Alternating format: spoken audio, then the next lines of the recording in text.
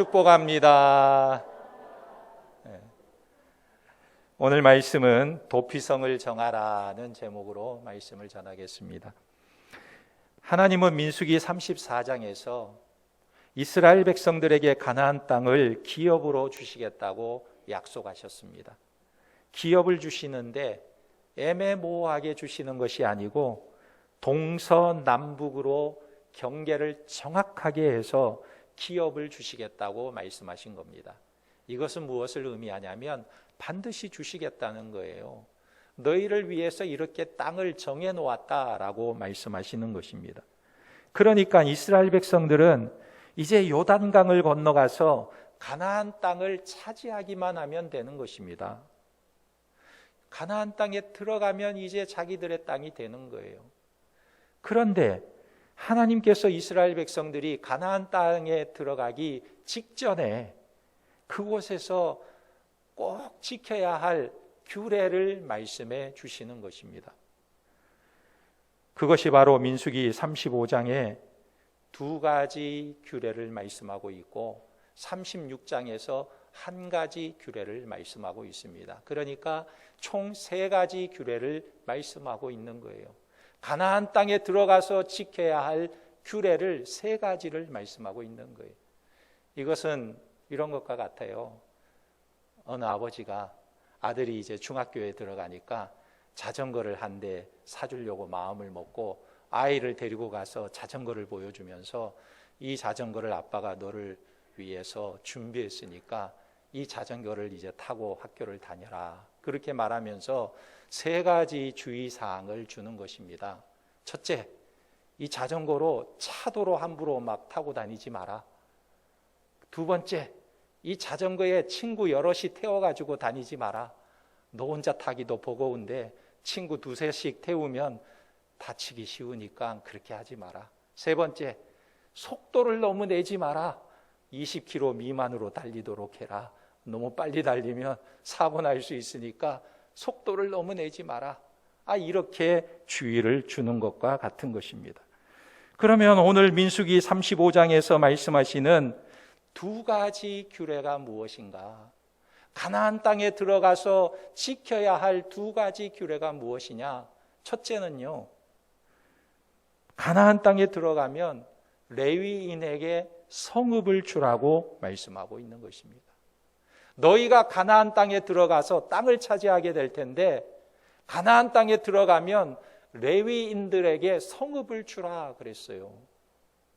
왜냐하면 민수기 18장 20절에서 21절에 보면 여호와께서 또 아론에게 이르시되 너는 이스라엘 자손의 땅에 기업도 없겠고 그들 중에 아무 분깃도 없을 것이나 내가 이스라엘 자손 중에 내 분깃이요 내 기업이니라. 내가 이스라엘의 11조를 레위 자손에게 기업으로 다 주어서 그들이 하는 일 곧 해막에서 하는 일을 감나니 그랬습니다. 하나님은 레위 지파 사람들에게 땅을 주지 않겠다고 말씀하셨지만 그 대신에 11조를 줄 테니까 너희가 농사를 지어서 먹고 살 생각은 하지 말고 성전에서 하나님을 섬기면서 살라 이렇게 말씀하신 거예요. 그런데 레위인들이요 11조만 받아가지고 살 수 있겠습니까? 11조만 가지고 그들이 살 수 있겠어요? 이것이 11조가 적다는 것을 말하는 게 아니고 그들도 발붙이고 살아야 할 땅이 있어야 될 거 아닙니까? 레위인들도 가족이 있고 자식들이 있고 가축도 있는데 이들은 도대체 어디서 살아야 하는가? 레위 지파에게는 땅을 주시지 않았으니까 이들은 도대체 어디에 발붙이고 살아야 하느냐 하는 문제가 생긴 것입니다. 그런데 하나님은요, 땅을 안 주시겠다는 것은 아주 안 주신다는 것이 아니에요. 이 레위 지파에게 땅을 분배해 주지 않는다는 것은요, 그들에게 한 평의 땅도 안 주겠다 이런 말씀을 하시는 게 아니라는 것입니다. 우리 하나님은 자비로우셔서 일절 아무것도 안 주시는 하나님은 아니시라는 거예요.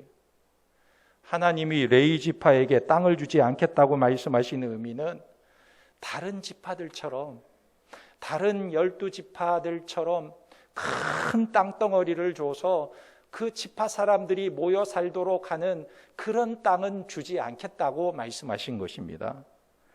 그러니까 아무것도 저들에게 주지 않겠다는 말씀은 아니라는 거예요.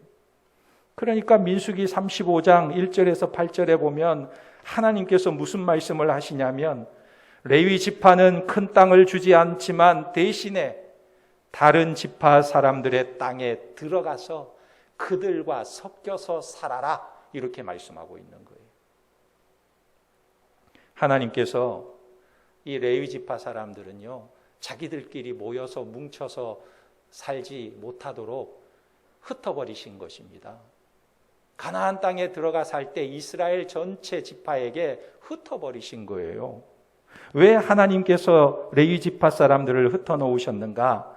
이 레위 지파 사람들은요, 한 성격을 하는 사람들이었어요. 성격이 급하고 잔인하기 때문에 하나님께서 흩어놓으신 것입니다. 창세기 49장 7절에 보면 야곱이 죽기 전에 자식들에게 예언을 하는데 이렇게 예언을 했어요. 내가 그들을 야곱 중에서 나누어 이스라엘 중에서 흩으리로다 그랬습니다. 이 레위 지파를 이스라엘 중에서 흩어버리겠다고 말씀했어요. 왜 흩은다고 말씀하고 있습니까? 그것은요, 세겜 사건 때문에 그렇습니다. 야곱이 외삼촌 라반의 집에서 20년을 살고 돌아오는 길에 세겜이라는 곳에 머물게 되었는데 이 야곱의 딸 디나가 세겜 성을 구경하려고 밖에 나갔다가 그만 세겜의 추장 하몰의 아들 세겜에게 강간을 당하게 된 거예요. 세겜 땅에서 세겜에게 강간을 당해버렸어요. 그런데 이 세겜이 야곱에게 찾아와서 디나와 결혼할 수 있도록 간청을 하는 것입니다. 그러자 야곱이 그에게 조건을 제시했어요. 우리는 할례 받지 않은 족속에게 딸을 내어줄 수가 없으니까 너희도 그러면 할례를 받아라. 할례 받지 않은 자와 결혼할 수 없고 할례 받지 않은 자에게 딸을 줄 수 없으니 너희도 할례를 받아라 그랬더니 이 세겜의 남자들이 모두 다 할례를 받게 된 것입니다. 그런데 여러분, 할례를 받으면요, 이 할례를 받고 3일째가 되는 날이 가장 고통스러운 날이에요. 너무너무 고통스러워서 움직이지도 못하는 그런 때가 3일째가 되는 날입니다. 그런데 그때 야곱의 12아들 중에 시므온과 레위가 칼을 들고 나가서 이 아파가지고 쩔쩔매고 있는 세겜의 남자들을 다 죽이게 된 거예요. 아주 성격이 급하고 잔인했던 것입니다. 그러니까 야곱이 볼 때 이들을 한 군데 붙여놨다가는 큰일이 나겠다 생각해서 이 레위 지파 사람들을 이스라엘 전역에 다 흩어놓은 거예요. 너희들은 뭉쳐서 모여서 살면 안 돼. 너희들은 다 흩어져야 돼. 흩어놓은 것입니다. 그런데 놀라운 것은요, 그들이 흩어져서 이스라엘 전 지역에 살게 되었지만 하나님은 도리어 그들을 축복의 도구로 부르셔서 사용하시는 모습을 보게 됩니다. 레위 지파 사람들은 흩어져서 살게 하시면서 동시에 그들을 통해서 하나님의 율법을 가르치고 갈등이 생기면 재판도 하게 되고 하나님과 백성들 사이에서 하나님이 우리와 함께 계신다는 것을 경험하게 하는 역할을 감당할 수 있도록 하나님께서 귀한 직분을 그들에게 맡겨주셨다는 거예요. 그래서 레위 지파 사람들은 이스라엘 12지파 지역에 흩어져서 살게 된 것입니다. 그래서 이스라엘 전역에 레위 지파 사람들이 사는 지역이 몇 개인가 보니까 48개의 성읍을 그들에게 주어서 그들이 살 수 있도록 한 것입니다.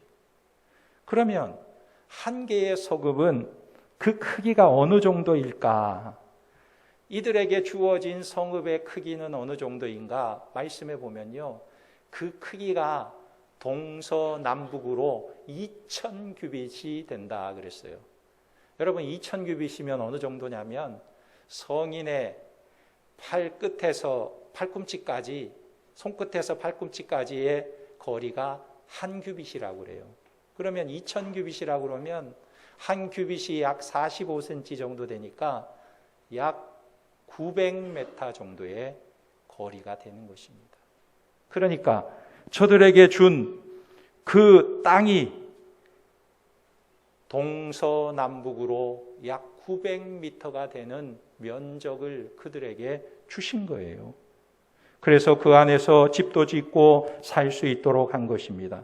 그리고 저들이 가축도 가지고 있었는데 가축을 기를 공간도 필요했기 때문에 성읍 바깥쪽으로 동서남북을 향해 또 2000규빗씩 들도 그들에게 주신 거예요. 그래서 레위인들은 성읍에서 집을 짓고 들에서는 짐승을 기르면서 살 수 있도록 그들에게 배려해 주신 것입니다. 그리고 이 레위인들은 각 성읍에 흩어져 살면서 반차를 짜서 돌아가면서 예루살렘 성전에서 올라가 직무를 수행하고 돌아오게 되었던 것입니다. 여러분, 하나님은요, 레위인들에게 11조도 주시고 땅도 주셨고 살 집도 마련해 주시고 가축을 기를 수 있도록 들도 허락해 주셨어요. 이것은 무엇을 말하냐면 하나님 나라를 위해 일하는 자들을 하나님께서 책임져 주신다는 것을 말씀하고 있는 거예요. 이스라엘 백성들이 가나안 땅에 들어가기 전에, 저들이 가나안 땅을 다 차지하기 전에 이스라엘 백성들에게 말씀하셔서 너희가 가나안 땅에 들어가면 레위인들에게 성읍을 주라 말씀하고 있는 것입니다. 자, 그래서 첫 번째 규례는요, 레위인들에게 48개의 성읍을 주라는 것입니다. 그런데 두 번째 규례는요, 48개의 성읍 중에 6개의 성읍을 도피성으로 정하라고 말씀하고 있습니다. 저들에게 주는 48개의 성읍 중에 6개의 성읍은 도피성으로 정하라. 민수기 35장 9절에서 34절까지에 보면 도피성에 관한 규례를 말씀하고 있는 것입니다. 왜 하나님께서는 저들이 사는 성읍에 도피성을 정하라고 말씀하고 있을까요? 왜 하나님께서는 그 가나안 땅에서 도피성을 정하라 이렇게 말씀하고 계시는가? 그 이유가 34절에 기록되어 있습니다. 너희는 너희가 거주하는 땅 곧 내가 거주하는 땅을 더럽히지 말라. 나 여호와는 이스라엘 자손 중에 있음이니라. 도피성을 주신 목적은요, 하나님이 가나안 땅에 거하시기 때문에 그렇습니다. 그래서 그 땅을 더럽히지 않게 하기 위해서 도피성을 정하라는 거예요. 그렇다면 사람의 어떤 행위가 땅을 더럽히게 되는가? 여러 가지 행위가 땅을 더럽힐 수 있습니다. 우리의 죄악이 땅을 더럽힐 수가 있어요. 그런데 그 중에서도 가장 으뜸되는 일이 무엇이냐면 바로 사람을 죽이는 살인이 땅을 더럽힌다고 말씀하고 있는 거예요. 사람이요, 살인을 저지르고 다른 사람의 피를 흘리는 것은 땅을 더럽히는 일 중에도 가장 심각한 일이었던 것입니다. 그래서 민수기 35장 33절에 보면 너희는 너희가 거주하는 땅을 더럽히지 말라. 피는 땅을 더럽히나니 피 흘림을 받는 땅은 그 피를 흘리게 한 자의 피가 아니면 속함을 받을 수 없느니라. 여러분, 사람을 죽여서 그 사람의 피가 땅을 더럽게 했어요. 그러면 피로 인해 더러워진 이 땅은 어떻게 정결케 하느냐? 그 사람을 죽인 자의 피를 흘리지 않으면 그 땅이 속함을 받을 수가 없다 하는 거예요. 더러워진 땅이 정결함을 받을 수가 없다라고 말씀하고 있는 것입니다. 그러니까 살인을 저지른 사람, 다른 사람의 피를 흘리게 한 사람은 아무리 자기가 능력이 있고 돈이 많아도 그것으로는 죄를 속할 수가 없다는 거예요. 아무리 많은 돈을 가지고 있어도 그 사람의 생명을 빼앗아야 죽은 사람의 피가 쏟아진 그 땅이 깨끗해질 수 있다는 것입니다. 억울하게 죽은 사람의 피만 쏟아지고 죽인 사람의 피가 쏟아지지 아니한 그 땅은 더러운 땅이 된다는 거예요. 그러니까 살인자는 어떻게 하라는 거예요? 반드시 죽이라는 명령인 것입니다. 사람을 죽인 자는 죽어야 마땅하다는 거예요. 이것은 무엇을 의미합니까? 역으로 말하면요, 사람을 죽여서는 안 된다는 거예요. 어떤 일이 있어도 사람을 살해해서는 안 된다, 사람을 죽여서는 안 된다는 것을 말씀하고 있는 것입니다. 여러분, 우리 하나님은 인권을 보호하시는 하나님이세요. 그러나 살인자의 인권을 보호하시는 분이 아니라 살인자의 손에 죽은 사람의 인권을 보호하시는 분이에요. 억울하게 죽은 사람의 인권이 중요하다는 거예요. 오늘날 많은 사람들이 인권을 부르짖고 있습니다. 그래서 살인자의 인권도 보장하라고 주장하는 사람들도 있어요. 죽인 사람의 인권이 중요한 것이 아니라 죽은 사람의 인권이 훨씬 더 중요한데, 그래도 살아있는 사람의 인권을 보장하라 주장하는 거예요. 사람이 타인을 살해하는 것은요, 인간을 향해서 중차대한 범죄이기도 하지만, 그러나 이것은 하나님을 향해서 아주 심각한 범죄임을 우리는 기억해야 되는 것입니다. 사람을 죽이는 것은요, 사람에게도 중차한 범죄이지만 하나님 앞에 엄청난 죄라는 것을 기억해야 한다는 거예요. 왜냐하면 사람은 짐승과 다른 존재예요. 사람은 하나님의 형상으로 지음을 받은 존재입니다. 사람은요, 짐승이라는 존재를 잡아먹을 수도 있고 죽일 수도 있어요. 우리의 양식으로 소나 양이나 염소나 돼지나 잡아먹을 수가 있어요. 물론 먹지 않아야 좋을 동물들도 있습니다만, 그러나 사람은 어떤 짐승이라도 잡아먹을 수 있어요. 왜냐하면 그 짐승들은 하나님의 형상으로 지음받은 것이 아니기 때문에 그렇습니다. 그러나 아무리 배가 고파도, 아무리 굶어 죽는다 할지라도 사람을 잡아먹을 수는 없는 거예요. 사람이 사람을 잡아먹을 수는 없는 거예요. 왜냐하면 사람은 아무리 부족한 자라도 그 속에 하나님의 형상이 있기 때문에 그렇습니다. 사람에게는 하나님의 모습이 있는 거예요. 그래서 사람은 타인을 죽여서도 안 되고 피를 흘려서도 안 되는 거예요. 그러므로 살인은 하나님의 형상을 업신여기는 행위이고 땅을 더럽히는 행위이고 하나님의 심판을 초래하는 행위가 되는 것입니다. 가나안 땅에 들어가서 그 땅을 더럽히지 않으려면 이 문제에 대해서 명확한 규례가 저들에게 필요했던 거예요. 그래서 하나님께서 이것을 말씀하고 있는 것입니다. 그런데 하나님은 모든 살인자를 다 똑같이 취급하시는가? 그렇지 않습니다. 사람이 고의로 살인을 하는 경우도 있지만 그렇지 않은 경우도 있기 때문에 그래요. 모든 살인을 동일하게 형벌을 부과할 수는 없는 것입니다. 민수기 35장에도 고의로 살인을 저지른 사람을 고살자라고 말하고 있어요.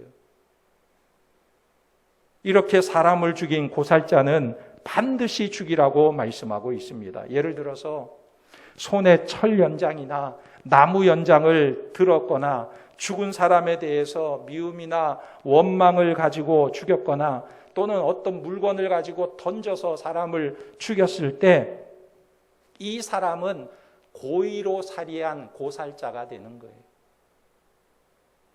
그러니까 우리가 싸울 때에도 뭘 들고 협박하면 안 돼요. 화가 난다고 해서 막 도끼자루를 들고 칼을 들고 이렇게 싸우면 이것은 고의 살인자가 될 수 있는 거예요. 싸우더라도 우리는 씩 웃으면서 얼굴에 미소를 띠면서 싸워야 돼요. 왜? 사람을 죽이기 위해서 싸우는 자가 아니라 살리기 위해서 싸우는 자들이기 때문에 웃으시기 바랍니다. 그러나 모든 살인이 고살은 아니라는 거예요. 사람을 죽인다고 해서 모든 것이 다 고의로 죽인 것이 아니라는 거예요. 살해할 의도가 전혀 없었음에도 과실로 인해서 사람을 죽인 경우가 있습니다. 이런 것을 과실치사라고 말하는 거예요. 22절에서 23절에 보면 악의가 없이 우연히 사람을 밀치거나 기회를 요범이 없이 무엇을 던지거나 보지 못하고 사람을 죽일 만한 돌을 던져서 죽였을 때에 이는 악의도 없고 해하려 한 것도 아닌즉 그랬어요. 예를 들어서 도끼를 가지고 나무를 하러 갔는데 나무를 찍으려고 도끼를 내려쳤는데 그만 이 도끼가 자루에서 빠져 날아가 버렸어. 근데 그 도끼에 산 아래에 있던 사람이 맞아가지고 죽었어요. 그러면 이거는 고의가 아니라는 거예요. 과실치사라는 거예요.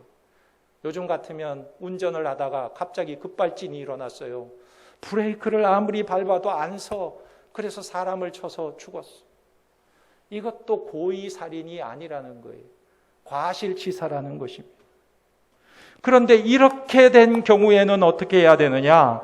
도피성으로 피해서 생명을 보존케 하라고 말씀하고 있는 거예요.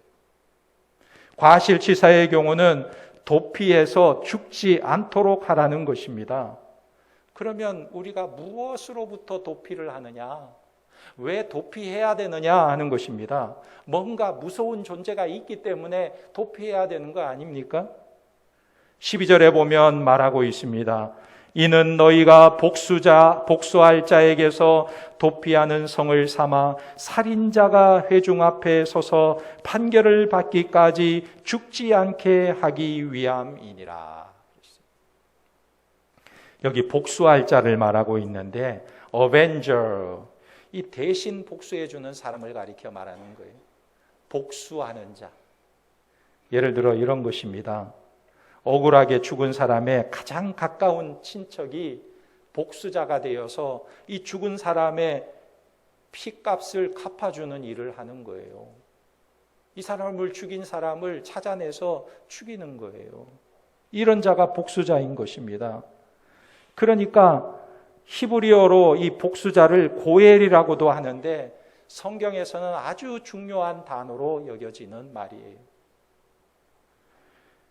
그래서 19절에 보면 피를 보복하는 자는 그 살인한 자를 자신이 죽일 것이니 그를 만나면 죽일 것이요 그랬습니다. 친척이 남의 손에 죽은 경우에 가까운 친척이 살인자를 처단할 수 있었다는 거예요. 당시에는 오늘날과 같이 형법 시스템이 발전되지 않았기 때문에 피를 보복할 자, 고엘이 공의를 실현하는 거예요. 그래도 죄가 되지 않았던 것입니다. 그러니까 억울하게 죽은 자가 있으면 그 죽은 자에 대한 핏값을 대신 갚아주는 자가 있는 거예요. 그런데 문제는 뭐냐면 고의로 죽이지 않고 과실치사자를 만났을 때 어떻게 하느냐 하는 것입니다. 살인자가 도피성으로 도망간 경우에 복수할 자는 과실치사자의 생명을 함부로 빼앗을 수가 없었던 거예요. 고의 살인자는 도피성으로 피해도 소용이 없지만 과실치사자는 달랐던 것입니다. 피를 복수할 자가 함부로 그를 죽일 수가 없었어요. 도피성으로 피하면 그를 복수할 수가 없었던 것입니다. 재판을 정당히 받을 때까지 그에게 손댈 수가 없었어요. 그러면 과실치사자는 어떻게 해야 생명을 보존할 수가 있었을까요? 가장 가까운 도피성으로 도망을 가야만 했습니다. 그리고 계속 도피성 안에 있어야만 했던 거예요. 왜냐하면 이 도피성 밖으로 함부로 나가게 되면 복수자가 그를 발견하고 죽일 수도 있기 때문에 그는 계속해서 도피성 안에서 지내야만 했던 것입니다. 그리고 회중 앞에서 판결을 받고 고의가 아니었음을 증명해야만 했습니다. 죽임을 당한 자를 알지도 못하고 어떤 원한도 없고 고의가 아니었다는 것을 증명해야 할 때 그는 과실치사자가 될 수 있는 거예요. 이런 사실들이 입증되면 복수자는 과실치사자를 결코 죽일 수가 없었어요.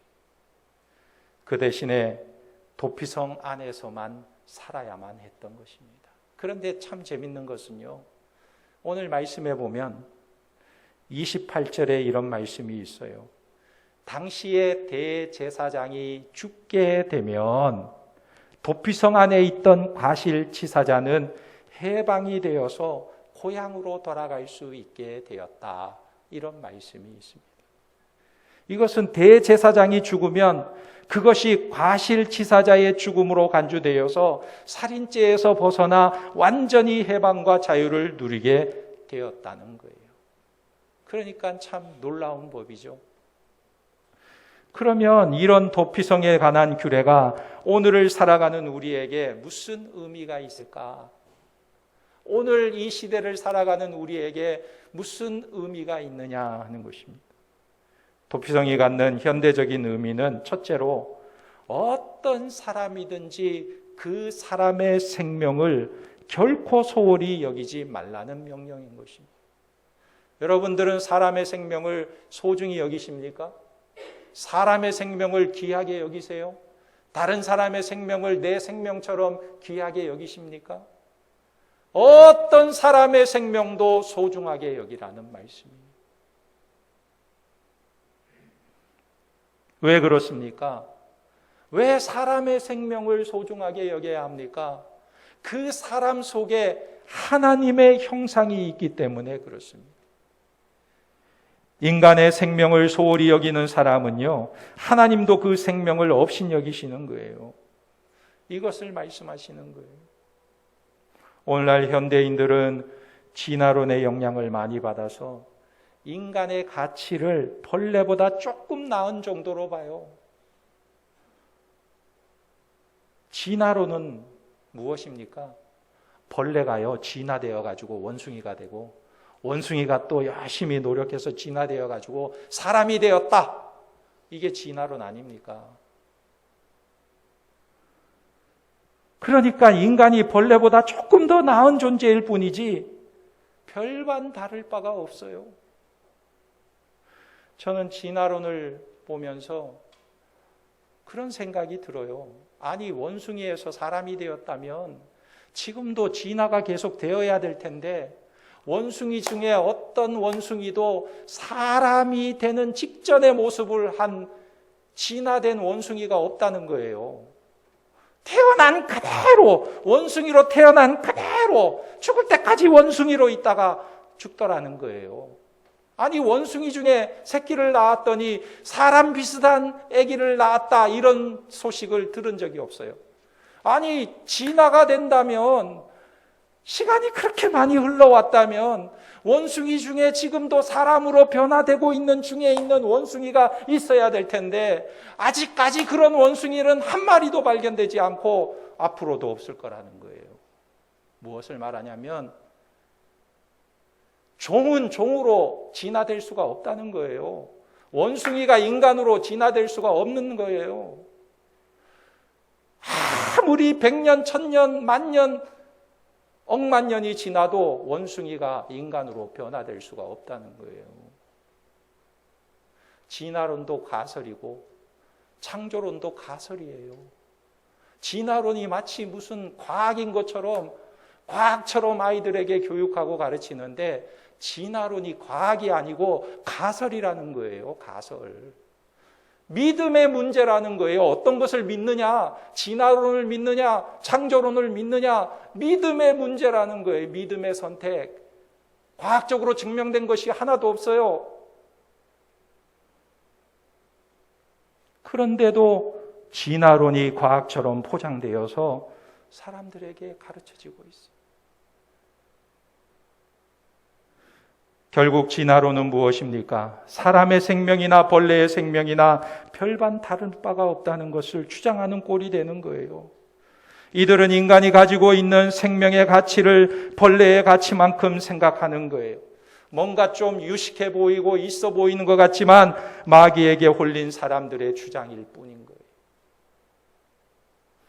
이런 진화론의 영향을 받으면 생명 경시 현상이 아주 농후해지는 것입니다. 그런데 여러분, 성경에 보면 창세기 9장 6절에 다른 사람의 피를 흘리면 그 사람의 피도 흘릴 것이니 이는 하나님이 자기 형상대로 사람을 지으셨음이니라. 할렐루야.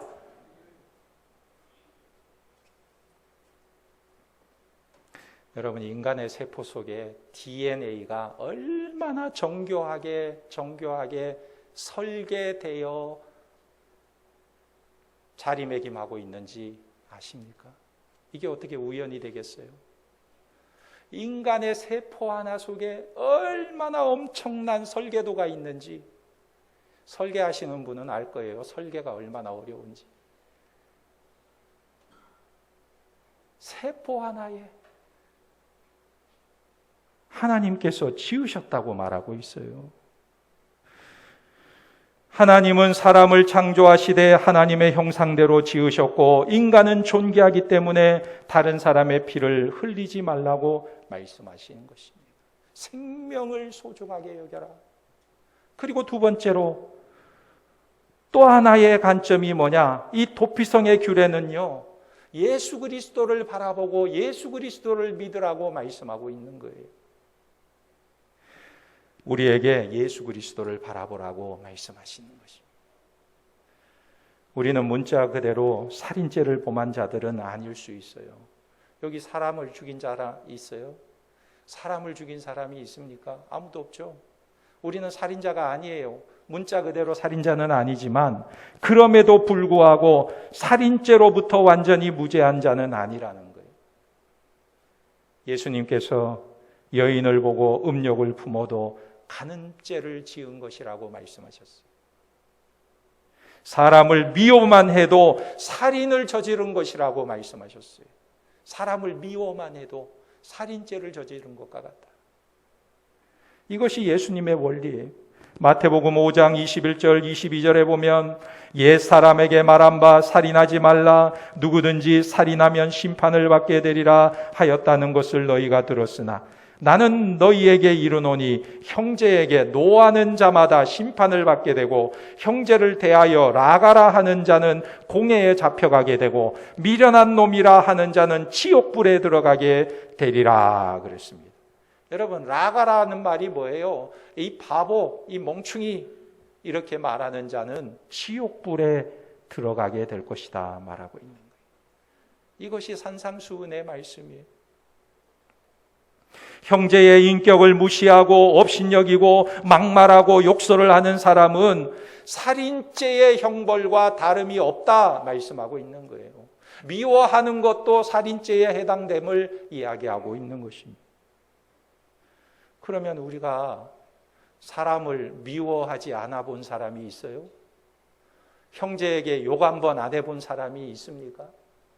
미련한 놈이라고 말 한 번 해보지 않은 사람이 있어요? 없어요. 문자적으로는 살인죄를 저지르지 않았더라도 이 죄에서 누구도 자유로울 수가 없는 거예요. 그러므로 우리에게 무엇이 필요하냐? 우리에게 도피성이 필요하다는 거예요. 우리는 도피성으로 피해야 하는 것입니다. 그리고 그 도피성 안에 늘 거해야 하는 존재라는 거예요. 그런데 대제사장이 되신 예수 그리스도께서 십자가의 죽으심으로 그의 죽음이 나의 죽음으로 간주가 되어서 우리가 영원한 지옥 형벌에서 벗어나게 되었다는 사실인 것입니다. 할렐루야. 예수 그리스도의 도피성으로 피하라는 거예요. 이것이 복음인 것입니다. 오늘 민수기 35장의 말씀을 보면 언뜻 읽어보면 이상한 규례들이 있는 것처럼 보여도 자세히 이 말씀을 묵상해 보면 명백한 복음을 말씀하고 있는 것입니다. 예수 그리스도의 죽음으로 내가 살게 되었고, 예수 그리스도께서 저주받으심으로 내가 복을 누리게 되었고, 예수 그리스도가 피 흘리심으로 나는 피를 흘리지 않을 수 있게 되었다. 이 복음을 말씀하고 있는 것입니다. 그러므로 오늘 이 자리에 있는 저와 여러분들은 예수 그리스도를 구주로 믿으시기 바랍니다. 그래서 죽음의 저주에서 해방되고 축복된 인생을 살아가는 모든 주의 백성들이 되시기를 예수님의 이름으로 축원합니다. 아멘. 기도하겠습니다. 우리의 피난처가 되시고 우리의 도피성이 되시는 대제사장이신 예수님을 바라보게 하시고 그분의 죽으심으로 내 죄가 도말되고 그분으로 인해 내가 살게 되고 참 소망과 영원한 생명을 얻게 되었음을 알고 온전히 주님을 믿고 의지하는 자가 되게 하옵소서. 우리 주님 한번 부르고 간절히 기도합니다. 주여! 아버지 하나님 은혜와 사랑을 감사합니다. 우리는 연약한 존재요, 우리는 죄인입니다. 하나님 앞에 설 수 없는 죄인입니다. 우리는 아버지 하나님이여 이웃을 사랑하지 못하고 우리는 형제를 미워하고 형제에게 나아가라 말하였으며 우리는 아버지 하나님 살인죄와 마찬가지인 아버지하며 미움의 씨앗을 늘 품고 심으며 아버지하며 그 씨앗의 열매를 거두는 아버지하며 어리석은 인생을 살아가고 있습니다. 하나님, 우리 주 예수 그리스도께서 이 땅에 오셔서 우리에게 참된 생명을 주시려고 아버지하며 이 땅에 오셨사오니 그 예수 그리스도로 말미암아 우리의 모든 죄가 사함받게 도와주시고 우리가 예수 그리스도로 말미암아 영원한 안식을 누리게 도와주시고 내 죄로 인하여 주님께서 죽어주셨으므로 우리의 죄가 도말되며 우리의 모든 죄값이 주님께로 아버지 하나님 치러졌사오니 우리가 이제는 구원받은 하나님의 백성으로 거룩한 삶을 살게 도와주시고 예수님을 나의 구주로 모시고 예수 그리스도를 나의 구주로 영접하며 예수님을 의지하여 믿음으로 살아갈 수 있도록 은혜를 허락하여 주시옵소서. 우리의 죄악과 우리의 어리석음을 용서하여 주시고 날마다 주님 앞에 새로운 삶을 살아갈 수 있도록 역사하여 주시옵소서. 하나님 아버지, 우리는 죄로 말미암아 죽을 수밖에 없는 연약한 자들이지만 하나님은 대제사장이신 예수 그리스도를 통해 우리를 구원해 주시고 우리의 생명을 대속해 주심을 감사드립니다. 이 놀라운 복음을 깨닫게 하시고 믿게 하시고 복음 안에서 참 평안과 안식을 누리며 영원한 소망 가운데 살아가는 우리의 삶이 되게 도와주시옵소서. 예수님의 이름으로 기도하옵나이다. 아멘.